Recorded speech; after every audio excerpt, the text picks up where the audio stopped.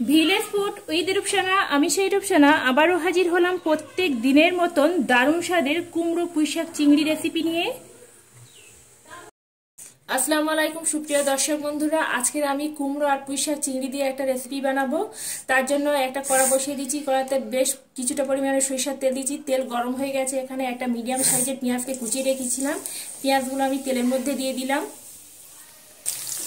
পেঁয়াজটা সুন্দর করে লাল করে ভেজে নিয়েছি। এখানে 1 কেজি কুমড়ো আর নিয়েছি 500 পুঁইশাককে সুন্দর করে এইভাবে বেছে ধুয়ে ভালো করে পরিষ্কার করে নিয়েছি। এবার আমি এখান থেকে কুমড়ো আর পুঁইশাকটা নিয়ে এই পেঁয়াজের মধ্যে দিয়ে দেব।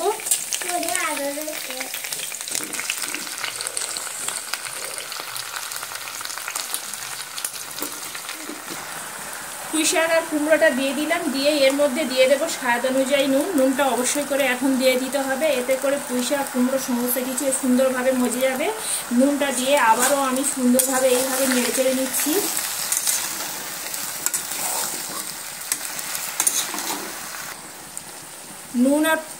নুন দিয়ে ভালো করে আমি নেড়ে নিয়েছি। এবার এখানে দিয়ে দিচ্ছি 1 চামচ হলুদের গুঁড়ো। হলুদের গুঁড়ো দিয়ে দিলাম, দিয়ে আবারও এইভাবে নেড়ে চেড়ে নিচ্ছি। আর দেখতে পাচ্ছেন বন্ধুরা কত সুন্দরভাবে এখানে কুমড়ো আর পুঁইশাক থেকে পানিও ছেড়ে দিয়েছে। এবার আমি এইভাবে একটু নেড়ে চেড়ে দিয়ে একটা ঢাকা দিয়ে এবার আমি 5 মিনিটের মতন এটা হতে দেব। এতে করে কুমড়ো পুঁইশাক সুন্দরভাবে মজে যাবে আর অনেকটা পানি বেরিয়ে যাবে। এবার আমি ঢাকাটা তুলে নিচ্ছি। আর দেখতে পাচ্ছেন বন্ধুরা কুমড়ো আর পুঁইশাক থেকে যে পানিটা বেরিয়েছে তাতে করে আমার পুঁইশাক আর কুমড়োটা সুন্দরভাবে সেদ্ধ হয়ে গেছে। আর এখানে দেখতে পাচ্ছেন যে পাতাগুলো একদম এখানে পাতাগুলো গলে গেছে। এবার আমি এর সঙ্গে যোগ করছি 2টো কাঁচা লঙ্কা, দিয়ে দিচ্ছি 1 চামচ আদা রসুন বাটা, আর দিয়ে দেব জিরা আর মরিচের গুঁড়া 1 চা চামচ। আজকের একদম সিম্পল বাড়িতে থাকা একদম মশলাগুলো নিয়ে আজকের আমি বানিয়ে দেখাচ্ছি বন্ধুরা, আর খেতে খুবই অসাধারণ হয়। এবার আমি এইভাবে দিয়ে আদা রসুন জিরে মরিচ আর কাঁচা লঙ্কাকে আরো মিনিট 5 সময় নিয়ে এইভাবে একদম কষিয়ে একদম পানিটা শুকনো করে দেব।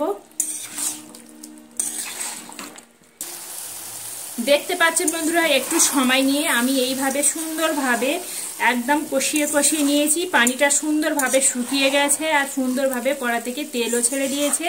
এবার আমি এখানে অল্প একটু পানি অ্যাড করব। এখানে আমি যে বাটি মেপে পানি নিচ্ছি, এখানে আমি 1 বাটি নিচ্ছি আর এখানে হাফ বাটি মতন পানি নেবে। এখানে আমাদের একদম কুমড়ো পুঁইশাক সুন্দরভাবে এখানে সিদ্ধ হয়ে গেছে। এবার আমি এখানে পানিটা দিয়ে এইভাবে নেড়ে চেড়ে দিচ্ছি। নেড়ে চেড়ে নিয়ে এটা আমি একটা ঢাকা চাপা দিয়ে 5 মিনিটের মতন কুক করতে দেব।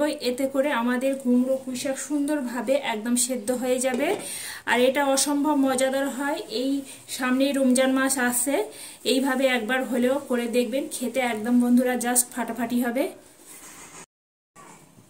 আবারও আমি এখানে ঢাকাটা তুলে নিচ্ছি। আর দেখতে পাচ্ছেন বন্ধুরা কুমড়ো আর পুঁইশাকটা সুন্দরভাবে শুকিয়ে গেছে। এবার আমি আগে থেকে ভেজে রাখা চিংড়িগুলো এখানে আমি দিয়ে দেব। এখানে আমি 150 গ্রাম চিংড়িকে সুন্দরভাবে ভেজে রেখেছিলাম।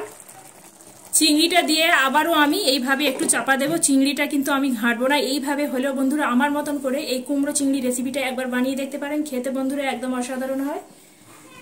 2 মিনিট পরে আবার আমি ঢাকাটা সরিয়ে নিচ্ছি। এবার আমি হালকা হাতে এইভাবে কুমড়ো আর চিংড়ির সঙ্গে এইভাবে মিশিয়ে নিচ্ছি, দিয়ে আরো 2 মিনিট চাপা দিয়ে দিচ্ছি। ঢাকাটা এবার তুলে নিচ্ছি। তৈরি হয়ে গেল আমাদের এখানে দারুণ স্বাদের কুমড়ো পুঁইশাক চিংড়ি রেসিপিটা। এবার আমি তুলে দেখাচ্ছি। দেখতে পাচ্ছেন বন্ধুরা কতটাই লোভনীয় হয়েছে। একদম বাড়িতে থাকা অল্প উপকরণ দিয়ে আমি বানিয়েছি আর খেতে বন্ধুরা একদম অসাধারণ হয়।